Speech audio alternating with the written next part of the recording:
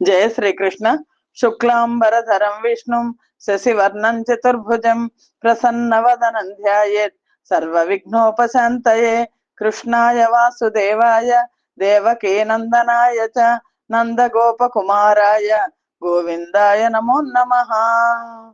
మహాకవి శ్రీ బొమ్మెర పోతనామాత్య ప్రణీత శ్రీ మహాభాగవతం చదువుతున్నాం. నవమ స్కంధంలో ఉన్నాం. నైమిసారణ్యంలో సౌనకాది మహర్షులకు సూత మహాముని భాగవత గాథలను తెలియజేస్తున్నారు. పరీక్షన్ మహారాజుకు సుఖ మహర్షి భాగవత గాథలను తెలియజేస్తున్నారు. కల్మాషపాదుని వృత్తాంతాన్ని, అలాగే ఖట్వాంగుని యొక్క చరిత్రను సుఖ మహర్షి తెలియచేసి ఖట్వాంగునికి దీర్ఘబాహుడు అంటే ఇక్ష్వాకు కుల వంశాన్ని గురించి తెలియజేస్తున్నారు. ఖట్వాంగునికి దీర్ఘబాహుడు జన్మించాడు. అతనికి రఘు మహారాజు జన్మించాడు.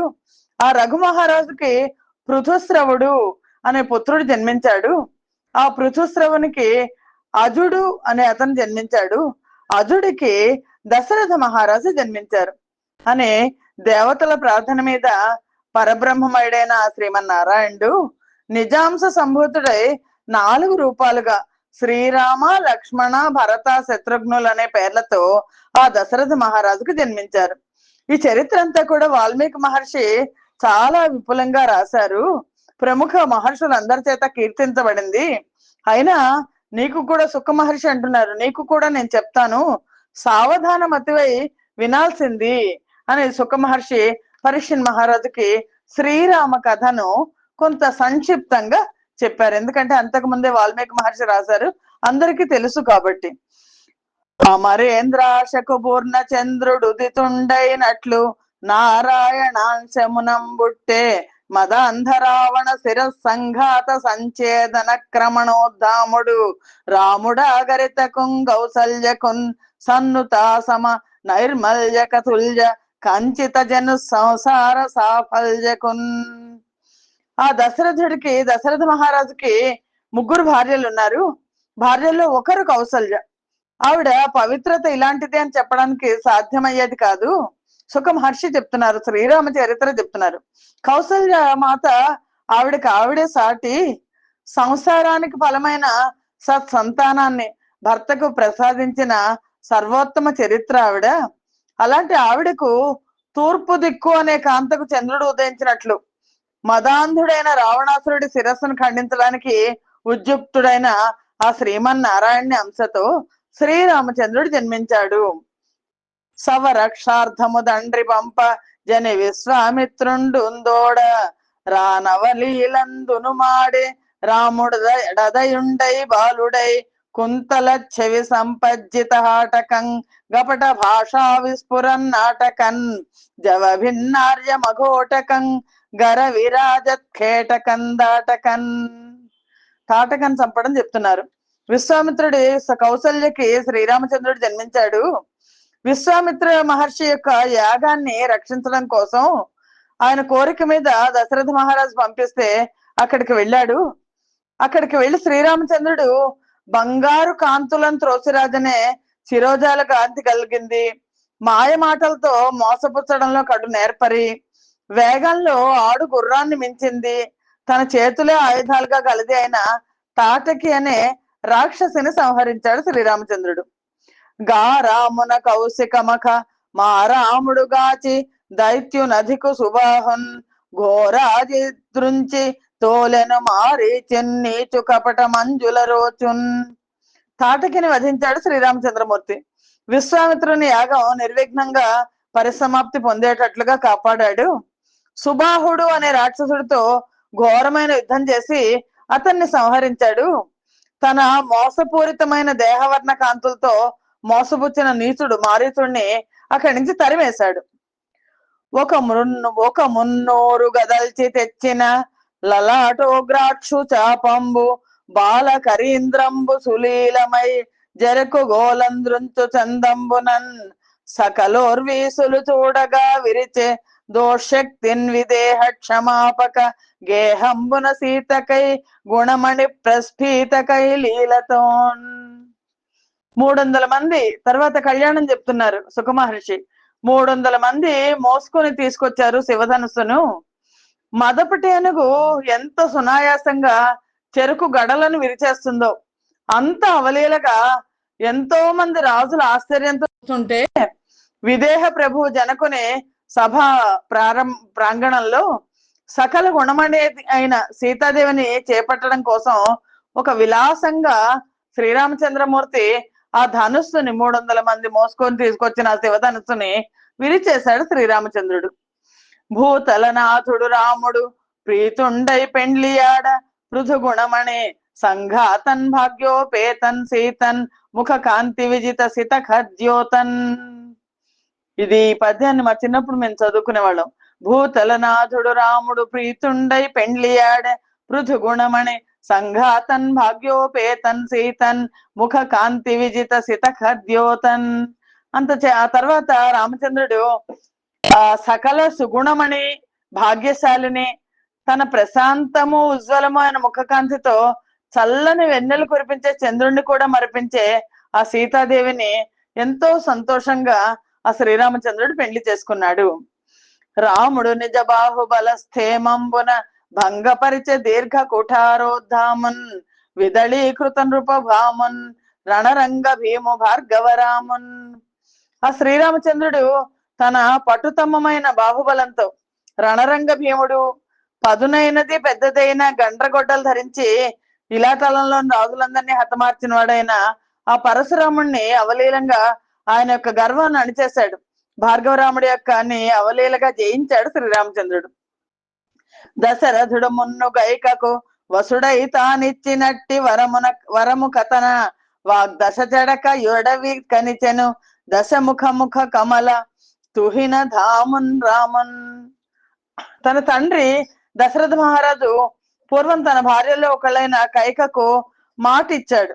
ఆ మాట ఇచ్చిన కారణంగా ఆమె మాట మీద కమలాలంటి 10 ముఖాలు గల రావణాసురుడి పాలిటి హిమకరుని వంటి వాడిని శ్రీరామచంద్రుణ్ణి అరణ్యవాస నిమిత్తం అడవులకు పంపించాడు.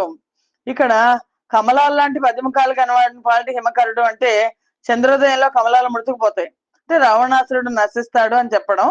మొత్తానికి ఎందుకు వెళ్ళాడు శ్రీరామచంద్రుడు అడవికి అంటే కైక మాట కోసం వెళ్ళాడు, అలాగే రావణాసురుణ్ణి వధించడానికి కూడా వెళ్ళాడు. జనకుడు పనిచిన మేలని జనక జయును లక్ష్మణుండు సంసేవింపన్ జనపతి రాముడు విడిచెను జనపాలారాధ్య ద్విషద సాధ్యనయోధ్యన్.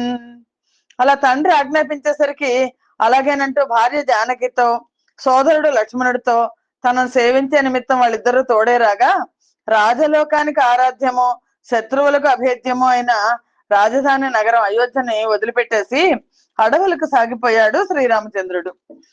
భరతున్ నిజ పద సేవా నిరతున్ రాజ్యమునను నిచి నృపమణి ఎక్కెన్ సురుచిర రుచి పరిభావిత గురు గోత్రాచలము చిత్రకూటాచలమున్.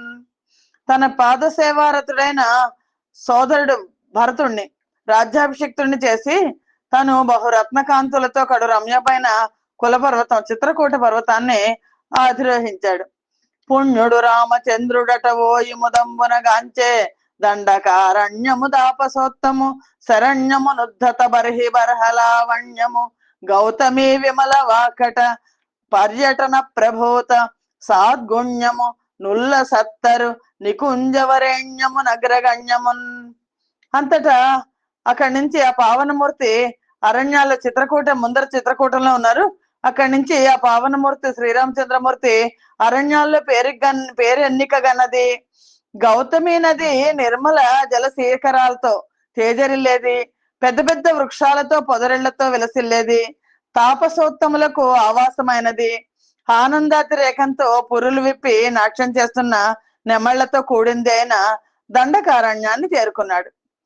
ఆవనంబున రాముడు అనుజ సమేతుడై సతితోడనొక పర్ణశాల నుండా రావణు చెల్లెలు రతిగోరి వచ్చిన మొగి లక్ష్మణుడు దాని ముక్కుగోయ నది వినీఖర దూషణాదులు 14 వేవురా రామ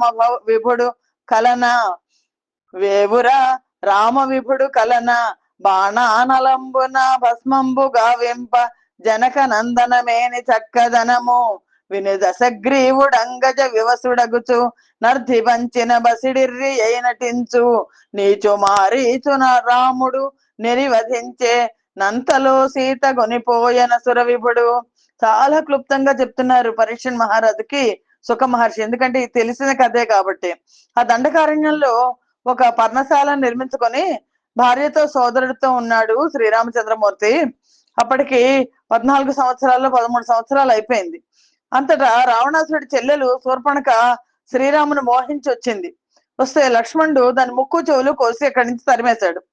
అది తెలిసి ఈ శూర్పణఖని ఇలా చేశారని తెలిసి శూర్పణఖ యొక్క సోదరులు ఖరదూషణులు అనే రాక్షసులు 14,000 మందితో దండెత్తొచ్చారు. వస్తే శ్రీరామచంద్రుడు తన బాణాగ్నితో వాళ్ళందరినీ కూడా మూలమట్టుగా దహించేశాడు, మొత్తం అందరినీ కూడా వధించాడు. రావణుడు సీతాదేవి చక్కదనాన్ని శూర్పణకి వెళ్ళి రావణాసురుడికి చెప్పింది సీతాదేవి చాలా బాగుంది అని. సీతాదేవి చక్కదనాన్ని గురించి తెలుసుకుని మోహ వివసుడయ్యాడు. మాయోపాయంతో ఆవిడ్ని అపహరించాలి అనుకున్నాడు. ఎందుకంటే ఒక్కడు శ్రీరామచంద్రమూర్తి ఖరదూషణాదులందరినీ కూడా వధించాడు, ఎందుకు మోసం చేసి తీసుకెళ్లిపోదాం అని వాళ్ళని ఏమార్చే నిమిత్తం మారీచుడు, అంతకుముందు ఓడిపోయిన మారీచుడు ఉన్నాడు కదా, ఆ మారీచుడిని పంపిస్తే వాడు బంగారు లేడి రూపంలో వచ్చాడు. శ్రీరాముడు ఈ బంగారు లేడిని నీచుడిని వెంటాడి సంహరించాడు. కానీ ఈ లోపల శ్రీరాముడు లక్ష్మణుడు ఇద్దరు పర్ణశాల నుంచి బయటకు వచ్చిన తరుణంలో రావణుడు సీతను అపహరించి తీసుకుని వెళ్ళిపోయాడు.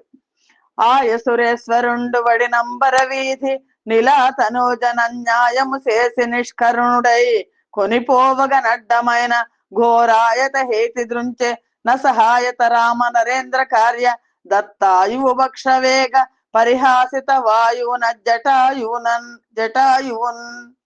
దయమాలి సీతాదేవిని అలా అమిత వేగంతో ఆకాశ మార్గంలో తీసుకెళ్లిపోతుంటే రావణాసురుడు అధర్మపరుడై తీసుకుపోతుంటే సీతాదేవిని రక్షించడం కోసం తన రెక్కల విదిలింపుతో వాయుదేవుణ్ణి కూడా పరిహసింప సమర్థుడైన జటాయువు రామకార్య నిమిత్తం అడ్డుపడ్డాడు. అడ్డుపడితే వజ్రాయుధం లాంటి తన కత్తితో కూల్చేశాడు రావణాసురుడు. అంతా నా రామచంద్రుడు లక్ష్మణ సహితుండై సీత వెదుకనరుదెంచి నిజ కార్య నిహతుండైన జటాయునకున్ పరలోక క్రియలు గావించి ఋష్యమూకంబున కుంజని. పిదప శ్రీరామచంద్రుడు సోదరుడు లక్ష్మణుడితో కలిసి సీతను వెతుక్కుంటూ బయలుదేరాడు. తన కొరకు ప్రాణాలు అర్పించిన జటాయువుకు అంతిమ సంస్కారం చేశాడు. చేసి ఋష్యముఖ పర్వతానికి చేరుకున్నాడు. నిగ్రహము నీకు వలదిక నగ్రజువాలిన్ వధింతు నియమముతో నగ్రేసరుగా నేలెను సుగ్రీవున్ చరణఘాత చూర్ణగ్రావున్. అక్కడికి వెళ్ళి ఆ ఋష్యముఖ పర్వతానికి వెళ్ళి హనుమంతుడి ద్వారా సుగ్రీవుడితో సంధి చేసుకుని స్నేహం చేసుకున్నాడు. పాదాల రాపిడిచే కొండల్ని పిండి చేయగల మహాబలశాలి సుగ్రీవుడు. అలాంటి బలశాలి అయిన సుగ్రీవుడితో మీ అన్న వాలిని నేను తప్పక సంహరిస్తాను, ఇంకా నువ్వు బందీగా ఉండాల్సిన పని ఏమాత్రం లేదు అని, నిన్ను నేను ప్రభువుగా చేస్తాను అని సుగ్రీవుడికి ప్రమాణపూర్వకంగా అభయం ఇచ్చాడు శ్రీరామచంద్రుడు. లీలన్ రామ విభుడొక కోలంగూలంగనేసే గురునయశాలిన్ శీలిన్ సేవిత శూలిన్ మాలిన్ వాలిన్ దశాశ్చ మానోన్మూలిన్. ఇచ్చిన మాట ప్రకారం శ్రీరామచంద్రుడు శివారాధకుడు, వీరోచితమైన శీలం కలవాడు, గొప్ప నీతి కోవిదుడు, దేవేంద్రుడిచ్చిన కాంచన మాలికను ధరించిన వాడు, రావణాసురుడి గర్వాన్ని వదిలించిన వాడు, పరాక్రమవంతుడైన వాలిని ఒకే ఒక్క బాణంతో సంహరించాడు. ఇల మీద సీత వెదకగా నలగుడు రాఘవుడు పనిచె హనుమంతు నతి చలవంతున్ మతిమంతున్ బలవంతున్ శౌర్యవంతు బ్రాభవంతున్. ఇక్కడ శ్రీరామచంద్రుడు వాలిని చంపేశాడు, సుగ్రీవుణ్ణి పట్టాభిషేకం చేశాడు. తర్వాత చలవంతుడు అంటే శరీరాన్ని అణువుగాను మహాప్రమాణంగా కలదిగాను మార్చగలిగిన మంత్రసిద్ధుడు, చలవంతుడు, బుద్ధిమంతుడు, బల పరాక్రమాలు గలవాడు, కీర్తి ప్రతిష్టలు గలవాడు అయిన హనుమంతుడిని సీతను అన్వేషించే నిమిత్తం శ్రీరామచంద్రుడు పంపించాడు. అలవాటు కలిమి మారుతి లలితామిత లాఘవమున లంఘించెను శైవలిని గణ సంబంధిన్ జలపూరిత ధరణి గగన సంధిన్ గంధిన్. అంతటా హనుమంతుడు మొత్తం అందరు వెతుక్కుంటూ వెళ్ళారు. దక్షిణం వైపు హనుమంతుడితో పాటు అంగదుడు, జాంబవంతుడు వీళ్ళందరూ వెళ్ళారు. హనుమంతుడు నదులకు సంగమ స్థానమైంది. నీటిమయమై భూమి ఆకాశాలు స్పృశించే రేఖ పర్యంతం మిన్నులు పడ్డ చోటు దాకా వ్యాపించిన సముద్రాన్ని అల యొక్క పోకడను కలిగి తనకు అభ్యాసం కోసి విద్య అన్న పద్ధతిలో ఎంతో సులువుగా లంఘించాడు. ఒక్క మాటలో ఒక్క పద్యంలో చెప్పేశారు పరీక్షన్ మహారాజుకి సుఖ మహర్షి. లంఘించి లంకకి వెళ్ళిపోయాడు. ఇట్లు సముద్రంబు దాటి సీతంగని హనుమంతుడిని తిరిగి సనదించుతూ నక్ష కుమారాదుల వధించి, సముద్రాన్ని దాటి హనుమంతుడు వెళ్ళాడు, సీతమ్మ వారిని చూశాడు. తిరిగి వచ్చే సమయంలో రావణాసురుడి యొక్క అక్షుడు అనే కుమారులను మిగిలిన వాళ్ళందరినీ కూడా సంహరించేశాడు. సముదగ్రత ననిల సుతుండమరాహిత దత్తవాల హస్తాగ్నుల భస్మము శేష నిరాతంకన్ సమదాసుర సుభట విగత శంకన్ లంకన్. అప్పుడు రాక్షసులు హనుమంతుడు తోకకు నిప్పంటించారు. ఆ తోక కొసకు నిప్పంటించగా అతడు దాంతో రాక్షస భట సమూహం ఆశ్చర్యంలో మునిగిపోయేట్లు తనకు మరెవ్వరూ సాటిలేరని విధంగా మొత్తం లంకను మొత్తాన్ని కూడా దగ్ధం గావించాడు. ఇలా లంకను కాల్చి హనుమంతుడు తిరిగి వచ్చి సీత జాడను శ్రీరామచంద్రమూర్తికి తెలిపారు. సుగ్రీవుడి వానర సైన్య బలగాన్ని వెంట పెట్టుకుని శ్రీరామచంద్రుడు రావణాసురుడి మీదకి యుద్ధానికి బయలుదేరాడు. ఆ రాజేంద్రుడు గాంచే భూరి విధ రత్నాగారమున్ మీన కుంభీరగ్రాహ కఠోరమున్ విపుల గంభీరంబు నభ్రభ్రమ ఘోరాన్యోన్య విభిన్న భంగభవ నిర్ఘోష చటాంబక్కణ ప్రారుద్ధాంబర పారమున్ లవణ పారావారమున్ చేరువన్. ఆ రాజేంద్రుడుగాంచే భూరి విధ రత్నాగారమున్ మీన కుంభీరగ్రాహ కఠోరమున్ విపుల గంభీరంబు నభ్రభ్రమద్ఘోరాన్యోన్య విభిన్న భంగభవ నిర్ఘోష చటాంబ కణ ప్రారుద్ధాంబర పారమున్ లవణ పారావారమున్ చేరువన్. అలా శ్రీరామచంద్రుడు సుగ్రీవుడి సైన్యంతో పాటు వెళ్ళి ఆయన సముద్రం ఒడ్డుకు వెళ్ళాడు. రత్న రాసులకు నిలయమైంది, చేపలు మొసళ్ళు సర్పాలతో కూడింది, ఎంతో గంభీరమైనది. ఉవ్వెత్తున ఎగిసిపడుతున్న అలలు ఒకదాంతో ఒకటి ఢీకొండం వల్ల పుట్టిన ధ్వనితో ఆకాశానికి ఎగిసిన నీటి తుంపుర్లతో విలసిల్లుతున్న ఉప్పు నీటి కడలి సమీపానికి చేరుకున్నాడు. అక్కడ అలా సముద్రాన్ని చూసి చేరుకొని శ్రీరామచంద్రమూర్తి సముద్రాన్ని అడిగాడు, నాకు దారి ఇయ్యి అన్నాడు. అనంటే దారి ఇవ్వకపోగా ఆకాశం అంత ఎత్తు అలలు వచ్చేస్తున్నాయి.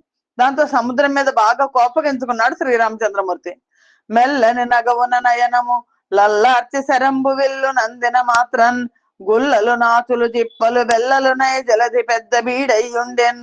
అంత కోపంలోనూ హేళగా రెప్పలు అల్లార్చి చిరునవ్వుతో ధనస్సును బాణాలను అందుకున్నాడు. అలా అందుకున్నాడో లేదో అంత సముద్రము ఒక్కసారి వెనక్కి వెళ్ళిపోయింది. నత్తగులలు నాచు ఆల్చెప్పలు అన్ని బయటపడేట్టుగా నీరంతా ఇంకిపోయి పెద్ద బీడు భూమిగా అయిపోయిందిట. అలా మహా ఆపదకు గురైన సముద్రుడు సకల నదులతో కూడా రూపుదాల్చి శ్రీరాముడి సన్నిధికి హెచ్చించి ఆ శ్రీరామచంద్రమూర్తి పాదాల మీద పడ్డాడు. రక్ష కోరి ఈ విధంగా స్తుతించాడు.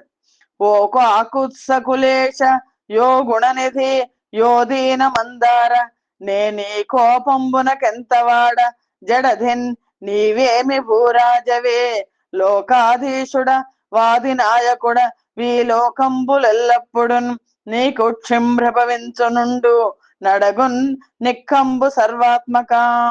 ఆ సముద్రుడు శ్రీరామచంద్రమూర్తిని ప్రార్థిస్తున్నాడు.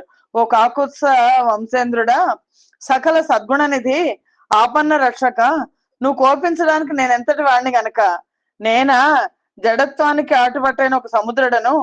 నువ్వేమో సామాన్య ప్రభువు కాదు, సర్వలోకానికి ప్రభువు, ఆదిమూర్తివి. సర్వలోకాలు నీ కడుపులో నుండి ఉద్భవిస్తాయి, అందులోనే ఉంటాయి, అందులోనే సమసిపోతాయి. సర్వాత్మకుడవు కదా, నీవే కదా, ఇది ఉన్న మాటే కదా. ధాతల రజమున దేవవ్రాతము సత్వమున భూత రాశి తమమునన్ జాతులుగా నొనరించు గుణాతీతుడవీవు గుణగణాలంకార. రజోగుణంతో ప్రజాపతులను, సత్వగుణంతో దేవతలను, తమో గుణంతో భూతపతులైన రుద్రులను సృష్టించినప్పటికీ నువ్వు మాత్రం ఆ గుణాలన్నిటికీ అతీతుడవు కదా. ఆ గుణాతీత తత్వమే నీ కల అలంకార గుణం కదా.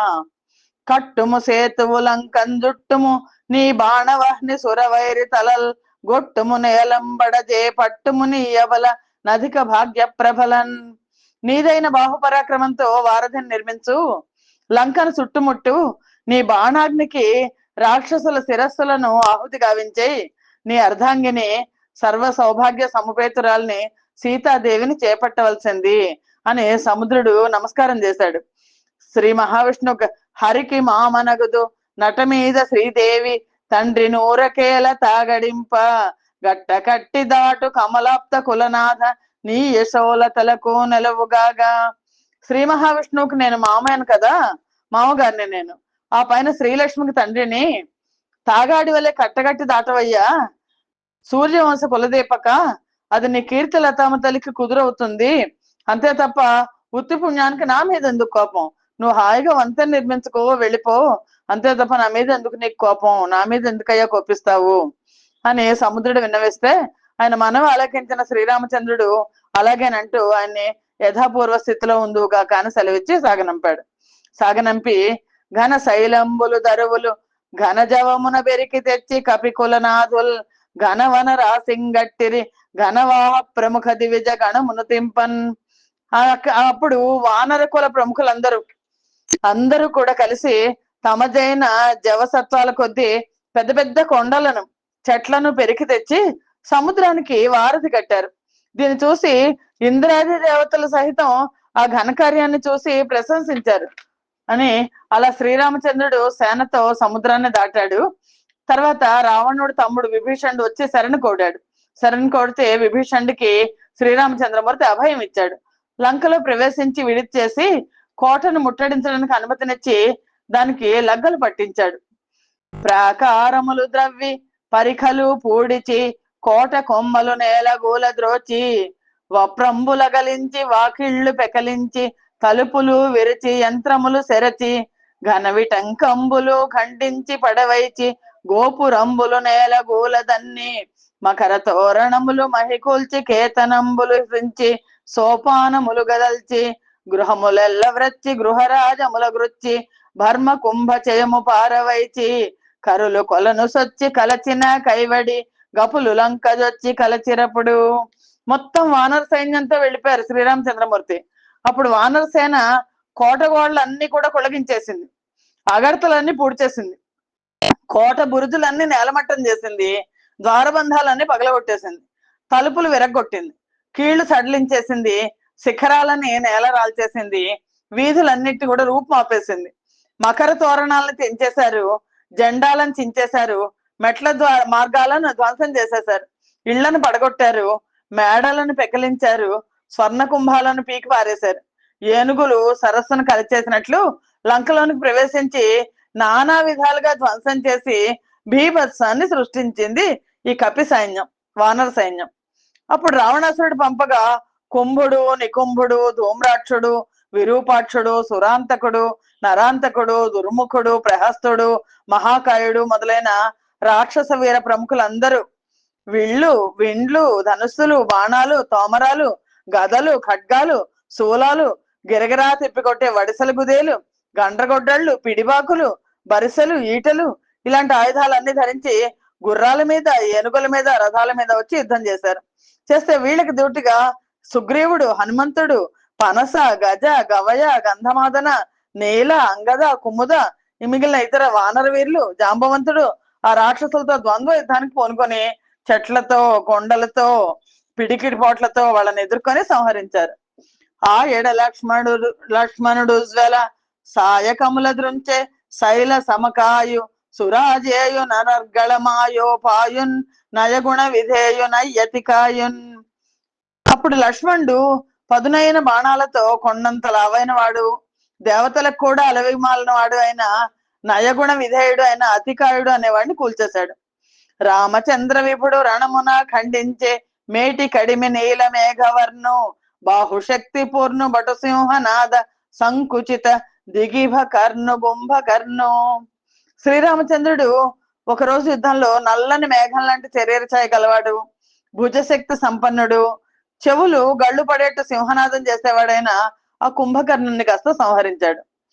అలవున లక్ష్మణుడాది స్థలి గూల్చెన్ మేఘనాథు జటులాహ్లాదున్ బలభేది జయ వినోదున్ బలజనిత సుపర్వ సుభట భావ విషాదున్. తన సుమనోహరమైన రూపంతో చూసేవారికి ఆహ్లాదం కలిగించేవాడు, ఇంద్రుణ్ణి కూడా జయించినవాడు, ఇంద్రుని దేవగణాన్ని చీల్చి చెండాడినవాడు అయిన మేఘనాథుణ్ణి శ్రమ కోర్చి లక్ష్మణుడు రణరంగానికి బలి చేస్తాడు. అప్పుడు తన వారందరూ మ్రగ్గిన ననిమిషపతి వైరి పుష్పకారుండై యనికి నడిచి రామునితో ఘన రౌద్రము తోడనంపక అయ్యము చేసెన్. తన వాళ్ళందరూ యుద్ధంలో సమసిపోయేసరికి దేవ విరోధి అయిన రావణాసురుడు పుష్పక విమానాన్ని అధిరోహించి యుద్ధ భూమికి వచ్చాడు. అత్యంత రోషంతో పెచ్చురేగిన కోపంతో శ్రీరామచంద్రమూర్తితో బాణ యుద్ధం చేసాగాడు. అప్పుడు ఆ సమయంలో సురపతి పంపున మాతలి గురుతరమగు దివ్య రథముగొని వచ్చిన నా ధరణి వల్లభుడెక్కెను కరకరుడు దయాద్రి నెక్కు కైవడిదోపన్. రాక్షసులకి నీతి నియమాలు ఉండవు కదా. రావణాసురుడు ఎప్పుడైతే రథం మీద వచ్చాడో ఇప్పుడు శ్రీరామచంద్రమూర్తి కూడా రథం మీద ఉండి యుద్ధం చేయాలి. అప్పుడు దేవేంద్రుడు ఒక చక్కటి రథాన్ని పంపించాడు. ఇంద్రుడు పంపించగా అతని సారథి మాతలి గొప్ప దివ్యమైన రథాన్ని తీసుకొచ్చాడు. సూర్య భగవానుడు తూర్పు దిక్కును అధిరోహించినట్లుగా శ్రీరామచంద్రమూర్తి ఆ రథాన్ని అధిరోహించాడు. అలాగా దివ్య రథారూఢుడై శ్రీరామచంద్రుడు రావణాసుడితో ఇలా అన్నాడు: చపలత్వంబునడాగి హేమ మృగమన్ సంప్రీతి బుత్తించు టో కపట బ్రాహ్మణ మూర్తివై యబలనా కాంతార మధ్యంబునన్ దపలాపించుటయో మదీయసిత దివ్యామోఘ బాణాగ్ని సంతపనం బేగతి నోర్చువాడవు దురంతం బెంతయున్ రావణ. ఓ రావణ, మతిమాలి మొదటే నువ్వు రాక వెనక ఉండి బంగారు లేడిని పంపించావు. బ్రాహ్మణుల్లాగా వేషం వేసుకొచ్చి అరణ్యంలో ఉన్న అబలను ఎత్తుకొచ్చావు, మోసం చేశావు, పిరికివాడివి నువ్వు.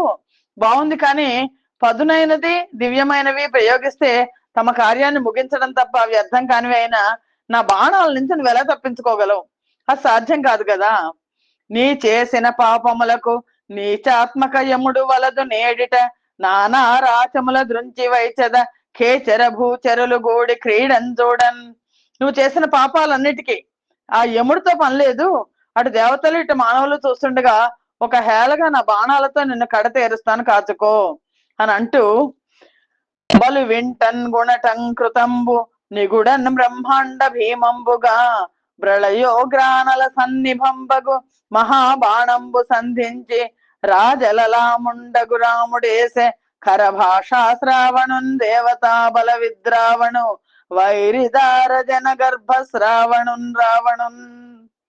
అత్యంత దృఢమైన తన విల్లును అందుకొని బ్రహ్మాండం అంతా ప్రతిధ్వనించేట్లుగా నారిని లాగి ధనుష్టంకారం గావించి ప్రళయకాలం నాటి కాలాగ్ని వంటి మహాబాణాన్ని సంధించి కఠోరమైన మాటలు వినడంలో ఆసక్తి గలవాడు, దేవ సైన్యాన్ని సైతం హడలగొట్టించిన వాడు, శత్రురాజుల భార్యల గర్భపాత కారకుడు అయిన రావణాసురుడి మీద రాజశేఖరుడైన శ్రీరామచంద్రుడు గురి చూసి కొట్టాడు.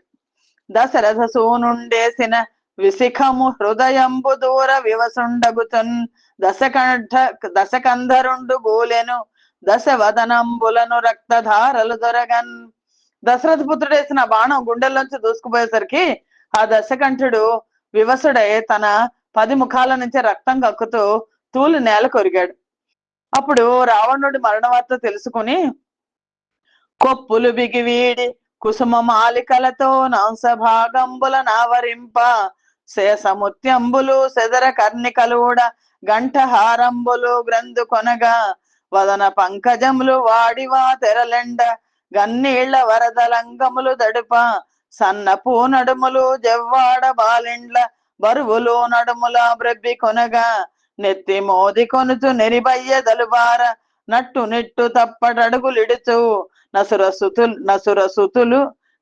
సతులు వచ్చిరట భూత వేతాళ సదనమునకు ఘోర కథనమునకు. అప్పుడు ఎప్పుడైతే రావణాసురుడు పడిపోయాడు యుద్ధరంగంలో తెలిసిందో ఆ రావణాసురుడి భార్యలందరూ కూడా అసురకాంతలు, కొప్పులు విడిపోయి జుట్లు ఊడిపోయినాయిట, పూల చెళ్ళన్నీ ఊడిపోయాయి, భుజాల మీద పడిపోయి ముత్యాలు చెదిరిపోయినాయి, చెవి కమ్మల దుద్దులు ఊడిపోయినాయి, మెడలో హారాలు చిక్కుబడిపోయినాయి, ముఖపద్మాలు వాడిపోయినాయి, పెదవులు ఎండిపోయినాయి, కన్నీళ్లు వరదలై పారి వాళ్ళ దేహాలు తడిసిపోతున్నాయట. సన్ననైన నడుములు వణికిపోతున్నాయి. పాలిళ్లు బరువుతో నడుములు దిగజారగా తలలు బాదుకుంటూ బయట చెరుగులు జారిపోయి నడకలు తత్తి తప్పిపోయి తూలిపోతూ భూత పిశాచాల నిలయమైన రణభూమికి చేరుకున్నారు ఆ రావణాసురుడి భార్యలందరూ. ఇలా వచ్చి అక్కడ తన భర్తల కలేబరాలను చూసి ఒక్క పెట్టును రోధించారు. రావణుడి ఇల్లాలు మండోదరి రావణుడి కళేబరాన్ని చూస్తూ ఇలా విలపించింది. హా ధనుజేంద్ర, హా సురగణాంతక, హా హృదయేశ, నిర్జరేంద్రాదుల గెల్చి నీవు కుసుమాస్త్రుని కోలల కోర్వలేక సోన్మాదమునన్ రఘుప్రవరు మానిని నేటికి తెచ్చి తప్పుడే గాదని చెప్పినన్ వినక కాలవశంబును పొంది తక్కడ. అయ్యో, మండోదరి ఏడుస్తుంది. ఓ రాక్షసేశ్వర, రాక్షసరాజా, దేవగణాంతక, ప్రాణవల్లభ, ఈ దేవేంద్రాలను సైతం అదులను సైతం నువ్వు గెలిచిన వాడవు. మన్మధుని పుష్పాస్త్రాలను గెలవలేకపోయావు. కామోన్మాదానికి గురయ్యావు. నీ ఇంద్రియాలే నిన్ను ఓడించాయి. రఘునాయకుని ఇల్లాలని ఎందుకు తెచ్చినట్టు నువ్వు? నేను అప్పుడే చెప్పాను కదా, ఇది తగదు, ఇది మంచి పని కాదు అని. నా మాట పట్టించుకోలేదు. ఇప్పుడు చూడు, యుద్ధరంగంలో పడిపోయి కాలుని వశమైపోయావు కదా. ఎండగాయ వెరచు నినుడు వెన్నెలగాయ వెరచు విధుడు గాలి వీవ వెరచు లంక మీద నిట్టి లంకాపురికి మాకు నదిప విధవ భావమడర నేడు. లంక మీద తిన్నగా ఎండ కాయడానికి సూర్యుడు బెదిరేవాడు. నువ్వు ఉన్నప్పుడు వెన్నెలు కురిపించడానికి భయపడ్డాడు చంద్రుడు. వీయాలంటే గాలి వెరచింది. అంతా నీ ఆజ్ఞ ప్రకారం నడుచుకున్నారు. చూడు ఇప్పుడు ఏమైపోయిందో. మేము లంక రెండు కూడా నాథుడు లేని వాళ్ళం అయిపోయాం కదా. దురిత మొదలు పరుగానరు జరుగుదురెటకైన నిమిష సౌఖ్యంబులకై పరవనిత శక్తులకును బరధన రక్తులకు నిహము బరముంగలదే. మండోదరి అంటుంది, అయ్యయ్యో, నిమిషం పాటి సౌఖ్యం కోసం పాపం అని ఆలోచించరు మగవాళ్ళు. కన్ను గానరు, ఎక్కడికైనా ఎంత దూరమైనా వెళ్తారు. పరుల స్త్రీలను ధనాన్ని ఆశించే వాళ్ళకి ఇహపరాలు రెండు దక్కవు కదా అని ఆవిడ చాలా దుఃఖించింది. మళ్ళా దుఃఖించింది. అప్పుడు శ్రాముడి మాట మీద విభీషణుడు రావణుడికి అంతిమ సంస్కారం గావించాడు. తర్వాత శ్రీరామచంద్రుడు అశోకవనంలో శింసుప వృక్ష సమీపానికి వెళ్ళాడు. మనకి వాల్మీకి రామాయణానికి దీనికి కొద్దిగా తేడా కనిపిస్తుంది. కానీ అక్కడికి శ్రీరామచంద్రుడే వెళ్ళినట్టు, కానీ అమ్మవారిని ఆవిడనే బయటికి తీసుకొచ్చినట్టు వాల్మీకి రామాయణంలో ఉంటుంది. దైత్యేయ ప్రమదా పరీతనతి భీతన్ గ్రంథి బంధాల కవ్రాతన్ నిశ్వస నానిలాశ్రుకణ జీవన్ జీవదారామ భూజాతన్ శుష్క కపోల కీలిత కరాబ్జాతన్ బ్రభూతన్ గృసీభూతం ప్రాణ సమేత సీతగనియన్ భూమిషుడా ముందటన్. అక్కడ శ్రీరామచంద్రుడు రాక్షసాంగంలో చుట్టి ఉండగా తన ప్రాణంలో ప్రాణమైన సీతాదేవిని చూశాడు. చాలా భయంతో శిరోజాలు అట్టగట్టుకుపోయి నిట్టూర్పుల వేడి వాయువులతో శుష్కించిపోయిన ఉద్యానవన వృక్షంలాగా ఉంది ఆవిడ. లోతుకుపోయిన చెక్కిళ్ల పైన కరకమలాన్ని అంచుకొని ఉన్న దీనవదన్ను పరమ పావన మూర్తిని కృషించిపోయి మూర్తిభవించిన శోకదేవతలాగా ప్రాణాలను తలకాయ నిలుపుకొని ఎదురు చూస్తున్న సీతాదేవిని ఆ ధరణిపతి తన ఎదుట చూశాడు. అలా చూసి ఆ స్థితిలో ఆవిడని చూసిన శ్రీరామచంద్రుడు అమితమైన దుఃఖానికి గురయ్యాట. ఆమె ఏ దోషం లేదని తనకు తెలిసిన ఆవిడ పుణ్య చరిత్రను అగ్నిముఖంగా ప్రకటింపజేసి దేవతల మాట చొప్పున ఆవిడని పరిగ్రహించాడు. తెలుసు సీతమ్మ వారి పతివ్రత అని, పరమ పతివ్రత అని. అయినా సరే లోకం కోసం అగ్ని పునీతగా ఆవిడ రావాలి అని అగ్ని పరీక్షని పెట్టాడు. అగ్ని పరీక్షలో ఆవిడ పుణ్య చరిత్రను అగ్నిముఖంగా ప్రకటింపజేసి ఆవిడ్ని పరిగ్రహించాడు. శోషిత దానవుండు నృప సోముడు రాముడు రాక్షసేంద్ర తాశేష విభూతి గల్ప సమజీవి గమ్మని నిల్పెనర్థి సంతోషణు బాపశోషణు నదూషణు శశ్వదరోషణు మితాభాషణు నార్య పోషణు కృపాగుణ భూషణు నవ్విభీషణున్. ఆ తర్వాత ఆ దానవంతకుడు, ఆ రాజచంద్రుడు, ఆ శ్రీరామచంద్రుడు కోరిన వారి కోరికలను ఈడేర్చేవాడు, పాప నిర్మూలకుడు, నిందాగుణం లేని శాంత స్వభావుడు, రోషం అన్నది ఏ కోసాన లేనివాడు, ఏది ఎంతవరకు మాట్లాడాలో అంతవరకే చక్కగా ఎదుటి వారికి ఆహ్లాదం కొలిపెట్టి మాట్లాడగల మాట నేర్పు గలవాడు, ఆర్తులను పోషించడంలో ముందుండేవాడు, దయాళువు అయిన విభీషణుడికి ఆకల్పాంతం చిరాయుగా వర్ధిల్లమని ఆశీర్వదించి రావణుడి అశేష రాజ్య వైభవానికి పట్టం కట్టాడు. విభీషణుణ్ణి అలా పట్టాభిషిక్తుడిని చేసి శ్రీరామచంద్రుడు సీతాలక్ష్మణ సహితుడై సుగ్రీవుడు, హనుమంతుడు మొదలైన వాళ్ళతో కలిసి పుష్పక విమానాన్ని అధిరోహించాడు. దేవతలు ఒక్క పెట్టున పూలవాన కురిపించారు. విమానం బయలుదేరింది. తాను ముందు వచ్చిన త్రోవలను సీతాదేవికి చూపిస్తూ వాటిని గురించి వివరిస్తూ నంది గ్రామానికి చేరుకున్నాడు శ్రీరాముడు. రామచంద్ర విభుని రాక వీనుల విని భరతుడు ఉత్సహించి పాదుకలను మోచి కొనుచు వచ్చి ముదముతో బురజనులెల్ల గొలువనన్నకెదురు వచ్చే. శ్రీరామచంద్రుడు రాకని తెలుసుకొని భరతుడు ఎంతో సంతోషంతో మనస్సు మురిపెంతో శ్రీరాముని పాదుకలను శిరస్సుపై పెట్టుకొని పురజనులు వెంటరాగా అన్నగారికి ఎదుర్కోలు చెప్పడానికి వచ్చాడు. వచ్చి ఆ పాదుకలను తన ముందు ఉంచుకొని పదే పదే సాష్టాంగ దండ నమస్కారాలు చేస్తూ మెల్లమెల్లగా అన్నగారి సముఖానికి వచ్చి ఆయన పాదాలకు తన నుదురు తాకించి నమస్కరించాడు. ఆ పాదాలను మెత్తగా తుడిచి ఆ ధూళిని తన తల మీద చల్లుకున్నాడు. అప్పటికి తనివి తీరక అన్నగారి పాద పద్మాలను తన రొమ్ము మీద అట్టే ఉంచుకున్నాడు భరతుడు. సంతోషాన కన్నులుబికిన వచ్చిన నీటితో ఆయన పాదాలను కడిగాడు. యోగక్షేమాలను ఆరా తీస్తూ వచ్చాడు. అప్పుడు శ్రీరామచంద్రుడు సీతాలక్ష్మణ సమేతుడై తను స్వాగతించడానికి వచ్చిన బ్రాహ్మణులందరికీ నమస్కరించి ఇతరుల చేత తను మన్ననలు పొంది వారి యోగక్షేమాలను తెలుసుకున్నాడు. అప్పుడు నృపవర పెక్కు నాళ్ల గోలే నిన్ గనకుండిన ఎట్టి నేడు మా తపముల్ పండె నిందరము ధన్యుల మైతిమటంచు బుట్టముల్ చపలత ద్రిప్పి పువ్వుల వసంతములాడుచు పాడుచున్ గతత్రపులై యాడుచుం ప్రజలు దద్దయు పండుగ చేసిరెల్లడన్. అక్కడ కలిసిన ప్రజలందరూ కూడా జయజయలు పలుకుతూ మహారాజా శ్రీరామచంద్రం వచ్చాడు వెనక్కి. మహారాజా ఎన్నాళ్ళైంది మిమ్మల్ని చూసి, ఈనాటికి మా తపస్సులు ఫలించాయి, నిన్ను చూసాము, మా జన్మ ధన్యమైంది అని అనుకుంటూ వాళ్ళ పై పంచలను గాలిలో ఎగరేసి తిప్పుతున్నట్ట. ఊపుతూ ఎగరేస్తూ పూలు చల్లుతూ వసంతాలు ఆడుతూ పాటలు పాడుతూ ఒళ్ళు పై తెలియకుండా ఆ క్షణాన తమ పెద్దరికం మర్యాదలను కూడా విడిచి కేరింతలు కొడుతూ ఉల్లాసంగా శ్రీరామచంద్రుడు వచ్చాడని చెప్పి పండుగ చేసుకున్నట్ట అని. కవగూడీరు దశ కపిరాజు రాక్షస రాజు నొక్కెడ జామరములు వీవ హనుమంతుడతి ధవళాత పత్రము బట్ట బాదుకల్ భరతుండు భక్తి తేర శత్రుఘ్నుడమ్ములు జాపంబు కొనిరాగా సౌమిత్రి భృత్యుడై చనవు సూప జలపాత్ర చేపట్టి జనకజ గూడిరా గాంచన ఖడ్గమంగదుడు మోవ బసిడి కేడెమర్ధి భల్లూక పతిమోచి కొలువ పుష్పకంబు వెలయనెక్కి గ్రహములెల్ల కొలువ గడునొప్పు సంపూర్ణ చంద్రు పగిది రామచంద్రుడొప్పే. సుగ్రీవుడు, విభీషణుడు ఒక జతగా కూడి శ్రీరామునికి రెండు వైపులా చామరాలు వీస్తున్నారు. హనుమంతుడు తెల్లటి గొడుగు పట్టుకున్నాడు.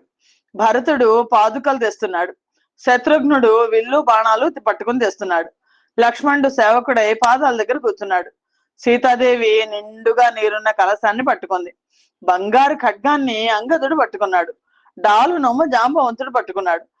ఇలాగా అందరూ సేవిస్తుండగా పూర్ణచంద్రుడు గ్రహాలన్నీ సేవిస్తుంటే ఎలా శోభిస్తాడో, ఎలా భాషిస్తాడో అలాగా శ్రీరామచంద్రుడు పుష్పక విమానంలో బయలుదేరాడు.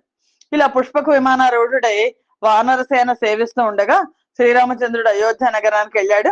వీళ్ళు అక్కడ చేరడానికి పూర్వమే ఆ అయోధ్య నగరం అంతా కూడా అలంకరించారు.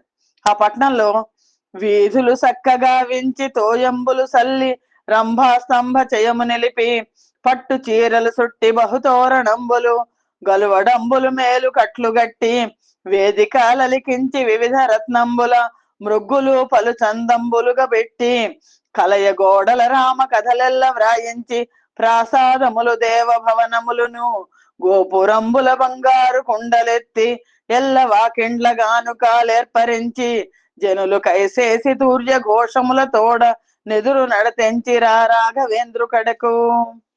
ఎప్పుడైతే ఇలా అయోధ్య నగరానికి వెళ్తున్నాడో వీధులన్నీ కూడా ఊడ్చి అయోధ్య నగరంలో పరిశుభ్రం చేశారు. దుమ్ము లేవకుండా నీళ్లు చల్లారు. బాటలకు ఇరువైపులా అరటి బోదలను నిలిపారు. వాటికి పట్టు వస్త్రాలు చుట్టారు. తోరణాలు కట్టారు. బంగారు కలువపూ దండలను వేలాడదీశారు. ముంగిళ్ళు అరుగులు అన్ని అలికించుకున్నారు. వివిధ రత్నాల కాంతులు వెదజల్లే విధంగా బహు విధాలుగా ముగ్గులు పెట్టారు. గోడల మీద రామ వృత్తాంతాలను బొమ్మలుగా చిత్రీకరించారు. మేడల పైన, దేవాలయ శిఖరాల పైన బంగారు కలశాలను నింపారు. వాకిళ్ల ముందు శ్రీరామచంద్రునికి సమర్పించడానికి కానుకలను ఉంచారు. అలా పట్టణాన్నంతా అలంకరించి పురజనులంతా మంచి బట్టలు ధరించి అలంకరించుకొని మంగళ తూర్యారావాలతో శ్రీరామచంద్రునికి ఎదుర్కోలు నడిపారు. సమద గజదాన ధారల దుమదుమలయ్యున్న పెద్ద త్రోవల త్రోడన్ రమణీయమయ్య నప్పురి రమణుడు వచ్చిన గరంగు రమణీయ పోలెన్. అదంతా ఎలా ఉందంటే మదపుటేనుగుల మద జలధారలతో రాజమార్గాలన్నీ బురదతో నిండి ఉంటే భర్త రాగా ఆనందాతిరేకానికి గురైన భార్యలాగా అంతా బహు రమణీయంగా ఉందిట. రామభూవరేంద్రు రాక దూర్యములతో రథ గజాస్వ సుభట రాజితోడ నమరెపురము చంద్రుడరుదేర ఘర్నిల్లు జంతు భంగ మిళిత జలది భంగి. రామచంద్రుడు అలా తూర్యారావాలతో రథాలు, ఏనుగులు, గుర్రాలు, భటులతో నగర ప్రవేశం చేయడంతో నగరం అంతా ఒకటే సందడి. ఆ సందడి ఎంత బాగుందంటే చంద్రోదయ వేళ తనలోని జంతు సంతానంతో కడలి ఉప్పొంగి ఘోష పెడుతోందా అన్నట్లుందిట. పెద్ద సముద్రం లాగా ఉంది అయోధ్య నగరం అంతా కూడా. అలా పండగ వాతావరణం చోటు చేసుకున్న అయోధ్యలోకి రాజమార్గంలో శ్రీరామచంద్ర ప్రభు ప్రవేశించారు.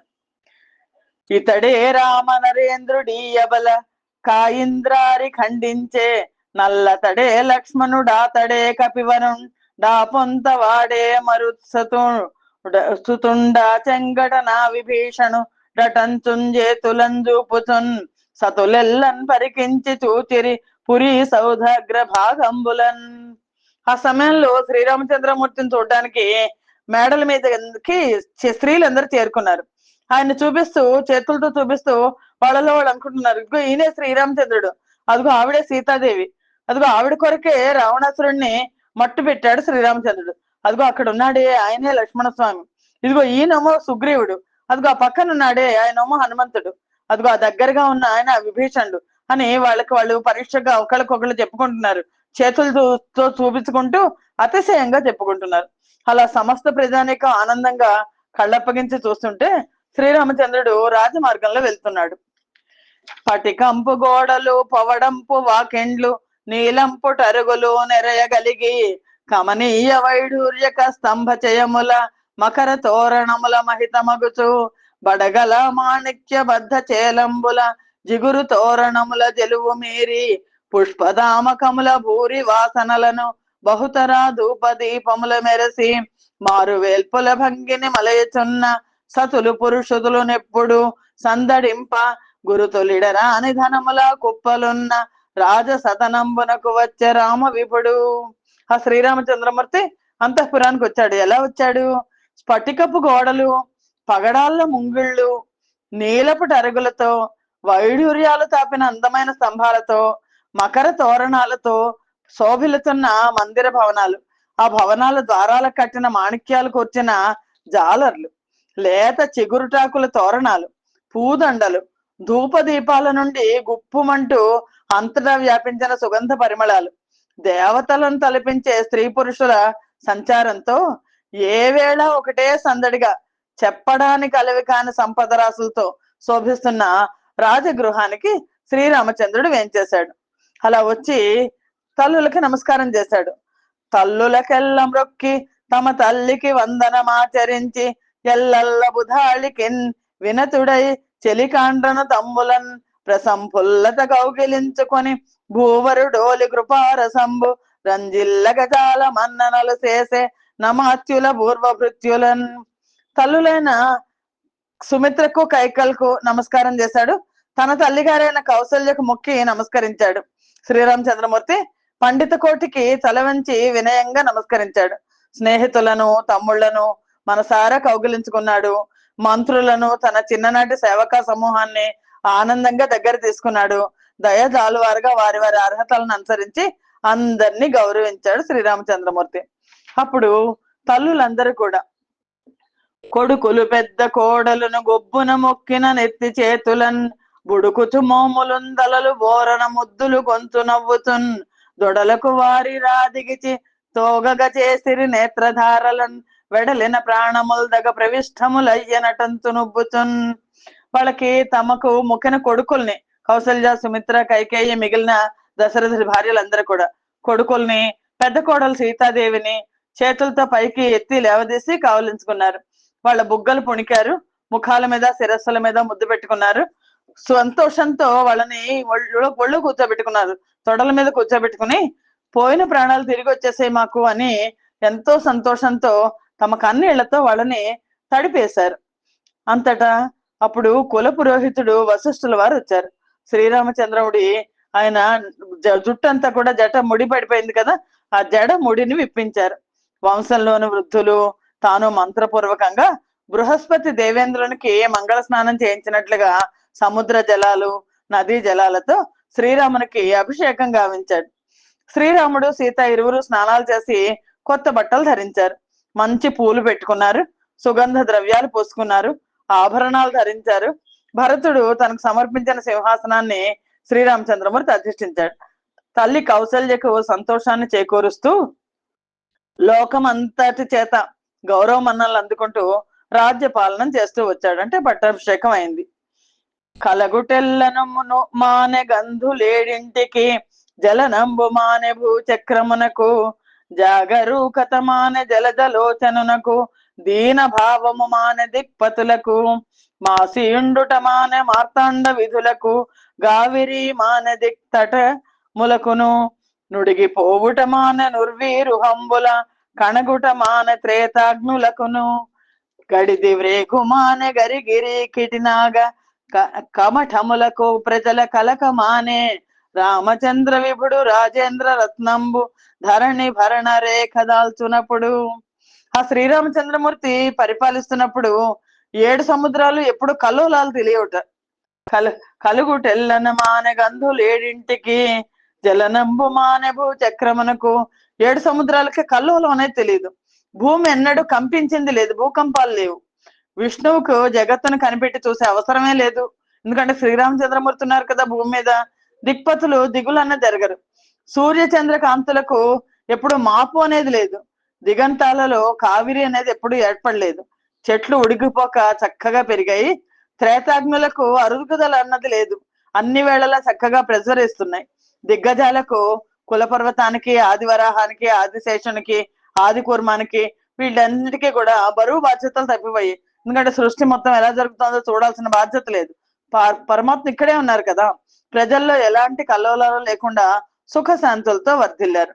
అంత మాత్రమే కాదు, పొలతుల వాలు జోపుల ఎంద చాంచల్యమబలల నడుముల ఎందలేమి కాంతాల కములంద కౌటిల్య సంచార మతివల నడపుల ఎంద జడిమ ముగుదల పరిరంభముల ఎంద పీడన మంగన కుచమల ఎందు పోరు పడతులారతులంద బంధ సద్భావంబు సతుల బాయుట ఎంద సంజ్వరంబు ప్రియులు ప్రియుర అండ్రమనముల బెరసి తార్పు లంద చౌర్యంబు వల్లభులాత్మ సతుల నాగి క్రొమ్ముళ్ళు పట్టులంద క్రమంబు రామచంద్రుండు పాలించు రాజ్యమందు. ఆ శ్రీరామచంద్రమూర్తి పరిపాలన చేస్తున్న రాజ్యం, ఆయన రాజ్యం చేస్తున్న కాలంలో చపలత్వం అనేది లేదు, లేకపోవడం అనేది లేదు, పలుగు ఆకిపోకీళ్లు లేవు, మందగొడితనం లేదు, ప్రజల్లో పీడ లేదు, పోరు లేదు, బంధనం లేదు, తాపం లేదు, చౌర్యం, దొంగతనాలు లేవు, అక్రమం అనే వాటికి ఆస్కారమే లేదు. వీటి వేటికి కూడా అసలు స్థానం లేదు. ఒకవేళ ఉన్నా ఎలా ఉంటాయంటే, యువతల వాళ్ళ చూపుల్లో చంచలత్వం ఉంటుంది, వాళ్ళ సన్నటి నడుముల్లో లేమి అనేది ఉంటుంది, వాళ్ళ ముంగురుల్లో కుటిలత అంటే పక్కకు వంకరగా తిరుగుంటుంది కదా ఉంటుంది అంతే. వాళ్ళ నడకల్లో మెల్లదనం ఉంటుంది, కౌగిళ్లలో ఒరిపిడి ఉంటుంది, కుచ సంపదలో పరస్పర ఘర్షణ ఉంటుంది. వారి తోడి రతుల్లో చిత్రబంధాలు ఉంటాయి, ఎడబాటులో జ్వరార్తి ఉంటుంది, ప్రేయసి ప్రియులు ఒకళ్ళ మనసు ఒకళ్ళు దొంగిలించుకోవడంలోనే దొంగతనం ఉంటుంది అంతే. భర్తలు తమ భార్యలకు సాంగత్యం కోసం కొప్పుపై చేయేసి లాగడంలో మాత్రమే అక్రమం ఉంటుంది తప్ప రామరాజ్యంలో మామూలుగా ఉండే అవలక్షణాలు ఏవి కూడా వాటికి అసలు చోటే లేదు. దండ్రి క్రియ రామచంద్రుడు దండ్రుల మరి పెంచి ప్రజల దారక్షింపన్ దండ్రుల నందరు మరచిరి తండ్రి గదా రామచంద్ర ధరణిపుడనుతున్. కన్న తండ్రిలాగా రామచంద్రమూర్తి పరిపాలించారు. ప్రజలను కంటి రెప్పలాగా రక్షించడంతో వాళ్ళు తమ తండ్రులను కూడా మర్చిపోయి ఆయన్నే తమ తండ్రిగా భావిస్తున్నారు. ఆయన పూర్వ రాజేశ్వరులు ఎలా నడుచుకున్నారో అలా నడుచుకున్నారు. తనదైన ధర్మం ఏంటో అలాగే ఎరిగి ప్రవర్తించారు. ఏకపత్ని వ్రతాన్ని పాటించారు శ్రీరామచంద్రమూర్తి. సర్వ లోకాలలో మెప్పు పొందారు. ధర్మమైన పద్ధతిలో మాత్రమే ఇహలోక సౌఖ్యాలన్నిటినీ కూడా అనుభవించారు. తానున్నది త్రేతాయుగమైన కృతయుగం నాటి ధర్మాన్ని పాటించి ప్రతిష్ఠించారు. శిశు మరణాలు మొదలైన అరిష్టాలు ఆయన పాలనా కాలంలో మచ్చుకైనా కానిపించకుండా రాజ్యం చేస్తున్నారు. అప్పుడు సిగ్గు వడుట గల్గి సింగారమును గల్గి భక్తి గల్గి చాలా భయము గల్గి నయము ప్రియము గల్గి నరనాథు చిత్తంబు సీత తనకు వశము చేసుకొనియే. ఆయన అలా పరిపాలన చేస్తుంటే సీతాదేవి చాలా సిగ్గు బిడియము అందచందాలు అలంకారం భక్తి భయము వినయము వందనం మొదలైన సుగుణాలతో తన నాథుణ్ణి తన కనుసన్నల్లో ఉంచుకుంది అని అప్పుడు అలా అంటే సుఖ మహర్షి చెప్తుంటే వింటున్న పరీక్షణ్ మహారాజు మధ్యలో అడిగారు, భ్రాతృజనుల ఎందు బంధువులందును ప్రజల ఎందు రాజభావముంది ఇట్లు మెలగే రాముడు ఈశ్వరుండగు తన్ను గూర్చి క్రతువులెట్ల గోరి చేసే. ఇప్పుడు శ్రీరామచంద్రుడు వచ్చాడు. శ్రీ మహావిష్ణువు శ్రీరామచంద్రుడిగా పరిపాలిస్తున్నాడు. ఆ పరిపాలిస్తున్నప్పుడు సీతాదేవి ఆయన్ని తన అడుగుజాడల్లో ఉంచుకుంది, కనసన్నల్లో ఉంచుకుంది అంటే అంటే పరీక్షణ్ మహారాజు అంటున్నాడు, చాలా బాగుంది బాగుంది మహానుభావ ఓ సుఖ మహర్షి. మరి తమ్ముళ్ళు బంధువులు ప్రజలు వీళ్ళ పట్ల శ్రీరామచంద్రమూర్తి ఎలా మెలిగారు? ఆయన ఎవరి సంప్రీతి కోసం, ఆయనే పరమాత్మ కదా, ఎవరి సంప్రీతి కోసం ఎలాంటి యజ్ఞయాగాదులు చేస్తూ వచ్చారు, ఆ వైనాన్ని వివరించండి అని పరీక్షణ్ మహారాజు అడిగారు. అప్పుడు దానికి సుఖ మహర్షి ఇలా చెప్పసాగాడు. ఆయన నిజానికి శ్రీరామచంద్రమూర్తి ఆ శ్రీమన్నారాయణుడే, కానీ మానవాకారం తీసుకుని మానవుడి లాగానే ఆయన ప్రవర్తించాడు. భగవంతుడగు రామభద్రుండు ప్రీతితో దేవోత్తముని సర్వదేవమయుని తను దాన కూర్చి యధ్వరములు చేసెను హోతకు దూరపునుత్తరంబు సామగాయకునికి శమన దిగ్భాగంబు బ్రహ్మకు గ్రమమున బడమరెల్ల నధ్వర్యునకు శేషమాచార్యునకు నిచ్చి సొమ్ముల పంచి భూసురుల కొసగి తనదు రెండు పుట్టంబులు తనకునైన మెలత మంగళ సూత్రంబు మినుకు దక్క వినతుడయ్యుండె నారాము వితరణంబు పాండవోత్తమ ఏమని పలకవచ్చు. ఆ శ్రీరామభద్రుడే సాక్షాత్తు భగవంతుడు కదా, అందువల్ల దేవోత్తముడు సర్వదేవమయుడు అయ్యి అన్ని తానే గనక ఒక విధంగా తనను గుర్చే యజ్ఞాలు చేసుకున్నట్టు, కానీ మానవాకారంలో ఉన్నాడు కాబట్టి శ్రీ మహావిష్ణువుని గుర్చే యజ్ఞయాగాదులు చేశారు. చేసి అంతటా తానే గనక హోతకు తూర్పు, సామగానం చేసిన వాళ్ళకి ఉత్తర దిక్కు, బ్రహ్మస్థానం వహించిన వాళ్ళకి దక్షిణ దిక్కు, ఆధ్వర్యులకు పడమడి దిక్కు, మిగిలింది ఆచార్యునకు, పాడి పశువులను బ్రాహ్మణులకు పంచి ఇచ్చేశారు. తనకు 2 వస్త్రాలు, తన భార్య మెడలోని మంగళసూత్రం పథకం తప్ప మిగిలినవన్నీ అందరికీ ఇచ్చేసి వినమ్రుడై నమస్కరించాడు. ఓ రాజా, పాండవ కుల శ్రేష్ఠ పరీక్షణ్ మహారాజు అంటున్నారు, ఆయన వితరణ ఎలాంటిదని ఎంత అడిదని చెప్పాలి, చెప్పడం సాధ్యమేనంటావా, ఏమంటావు అని ఇంకా ఇలా చెప్తున్నారు. అప్పుడు ఆ శ్రీరామచంద్రమూర్తి దానగుణాన్ని మెచ్చుకుంటూ బ్రాహ్మణోత్తములు తమకిచ్చిన భూములన్నిటినీ కూడా ఆయనకే ఇచ్చేసి ఇలా అన్నారు, ధరణి వలదు మాకు తపస్సులా కేలని వకిల లోక గురుడవైన హరివి మామనంబులందు మలయు చీకటి బాపు భవదుదార రుచుల పార్థివేంద్ర. ఓ రామచంద్ర ప్రభు, ఆ బ్రాహ్మణులందరూ అన్నారు దర్శనాలు తీసుకుని, మేము తపస్సు చేసుకునే వాళ్ళం, మాకెందుకు ఈ భూమి, అఖిల లోకానికి జనకుడమైన హరివి నువ్వు, నీకు మాపై కనుక దయ కలిగితే నీ ఔదార్యానికి మమ్మల్ని పాత్రలను చేసి దాని కాంతులతో మా మనస్సుల్లోని అజ్ఞాన అంధకారాన్ని వెడలగొట్టి దివ్య జ్ఞానాన్ని ప్రతిష్ఠింతువుగాక అని చెప్పి బ్రాహ్మణులకు ఆరాధ్యుడైన ఆ శ్రీరామచంద్రుని అనేక విధాలుగా ప్రస్తుతులతో కీర్తించి పూజించి వాళ్ళ దారిని వాళ్ళు వెళ్ళిపోయారు. అలా చాలా కాలం శ్రీరామచంద్రుడు రాజ్యం చేస్తూ వచ్చాడు. ఒకరోజు ఏమైందో తెలుసా, వసుధపై పుట్టెడు వార్తలా కర్ణించు కొరకునై రాముండు గూఢ వృత్తి నడురేయి తిరుగుచో నాగర జనములు నొక్కడు తన సతీ ఒప్పకున్న నురు నింటగా పురం ఉన్న చెంచలు రాలి బాయంగా లేక చేపట్టనేమి తావెర్రియగు రామ ధరణీశ్వరుండనే బేల పొమ్మను మాట బిట్టువలుక నాలకించి మరియు నా మాట చారుల వలన జగములోన గలుగ తెలిసి సీత నిద్రవోవ చెప్పక వాల్మీకి పర్ణశాలం పెట్ట బనిచరాత్రి. ఒకరోజు ఏమైందో తెలుసా? రాజ్యంలో జరుగుతున్న కార్యకలాపాల గురించి సమాచారం తెలుసుకోవడం కోసం అర్ధరాత్రి వేళ సంచరిస్తున్న సమయంలో పట్నంలోని జనుల్లో ఒకడు తన భార్యను ఏలుకోవడానికి అంగీకరించడం లేదు. అది మంచి పని కాదని అంటున్న వాళ్ళతో, ఏంటి చెప్పల చిత్తురాలైన దాన్ని విడిచిపెట్టకుండా ఏలుకోవడానికి నేనేమన్నా శ్రీరామచంద్ర ప్రభునా అని అంటున్నాడు. ఆ మాటల్ని శ్రీరామచంద్రుడు విన్నాడు. అలా ఆయన వినడమే కాక తర్వాత ఆ మాట ఈ మాట రాజ్యం అంతా వ్యాపించింది అని గూఢచారుల వల్ల తెలుసుకున్నాడు.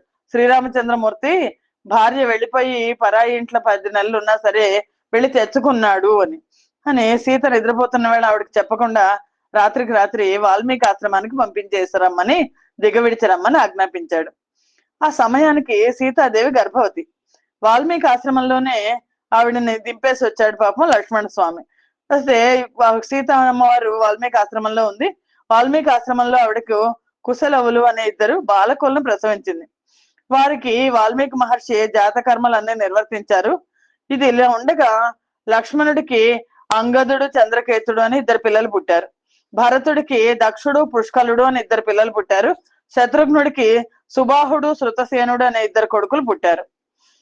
బంధురబలుడగు భరతుండు గంధర్వ చెయ్యముద్రుంచి కనకాదుల సద్బంధుడగు నన్నకిచ్చెను బంధువులను మాతృజనులు ప్రజలు మెచ్చన్.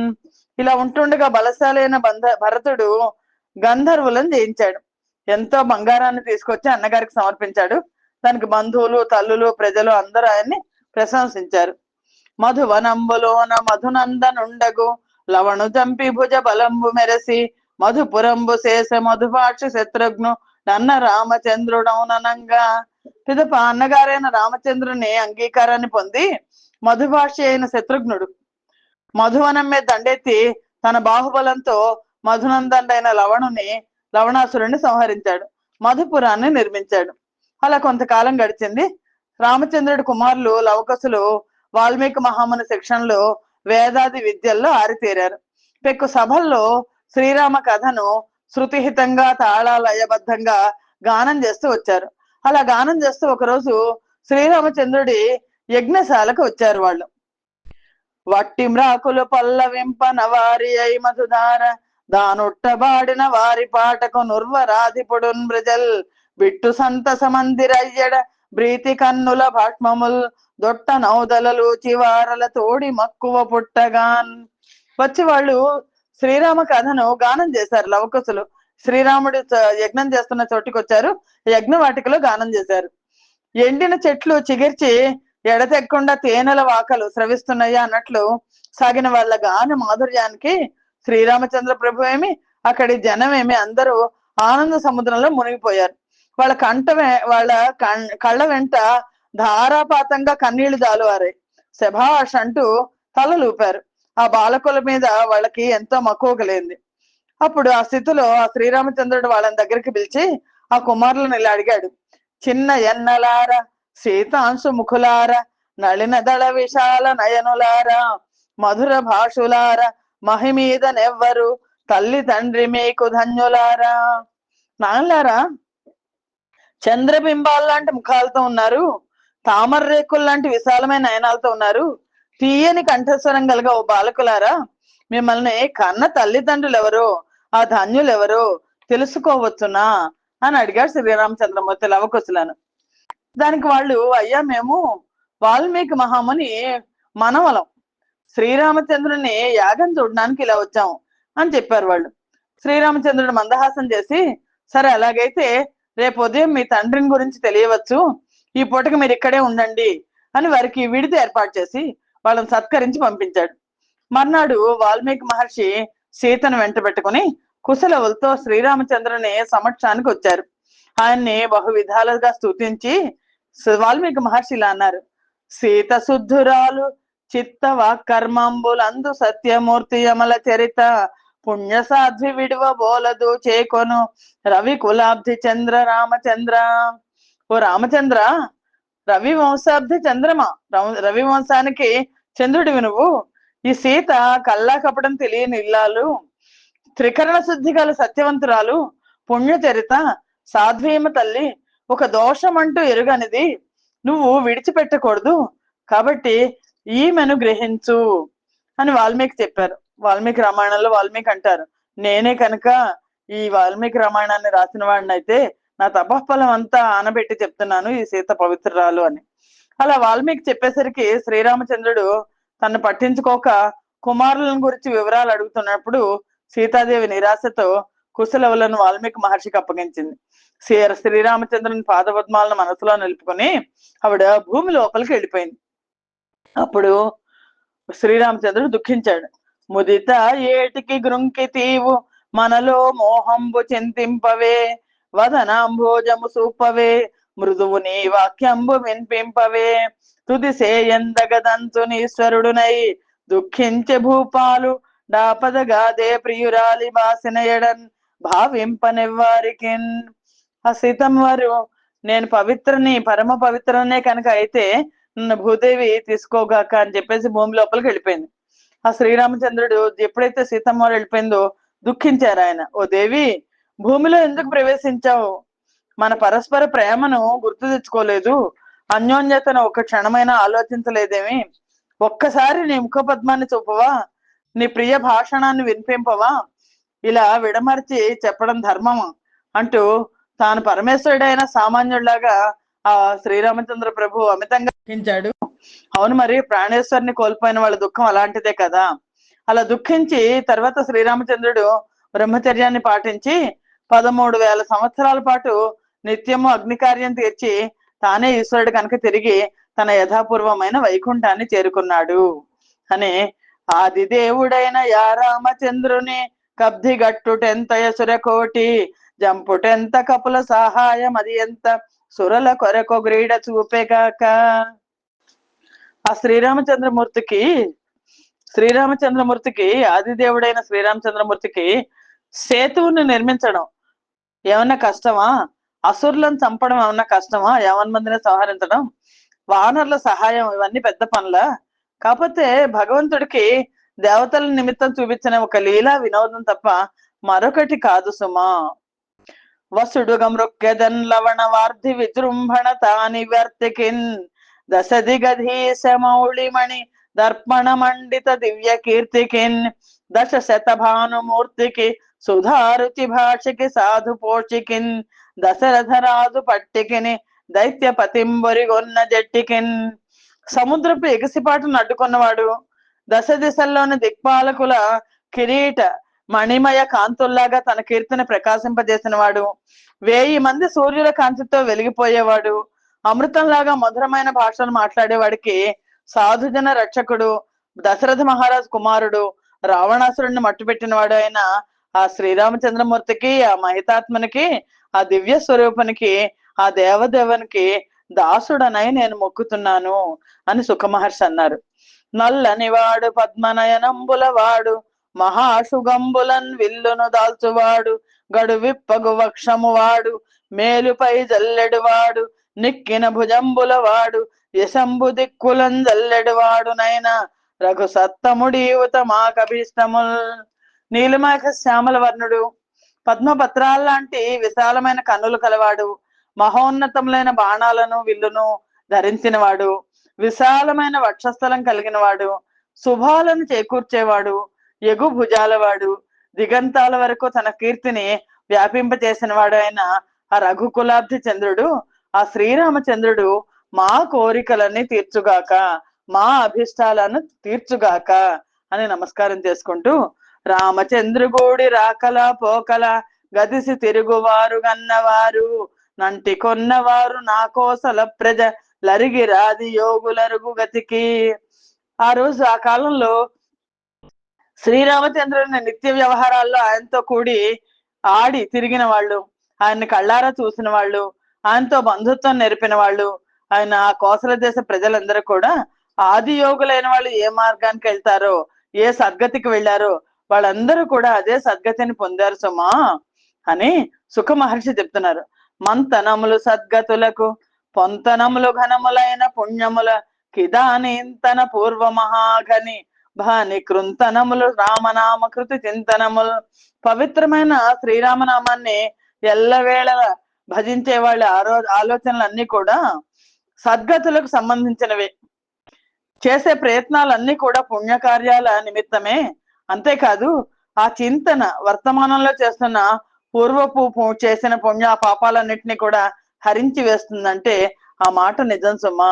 ఎవరైతే శ్రీరామనామాన్ని ఎల్లవేళలా భజిస్తారో వాళ్ళు గత జన్మల్లో చేసిన పాపాలు కూడా పోగొట్టుకుంటారు అని పరీక్షన్ మహారాజుకి సుఖ మహర్షి తెలియజేశారు.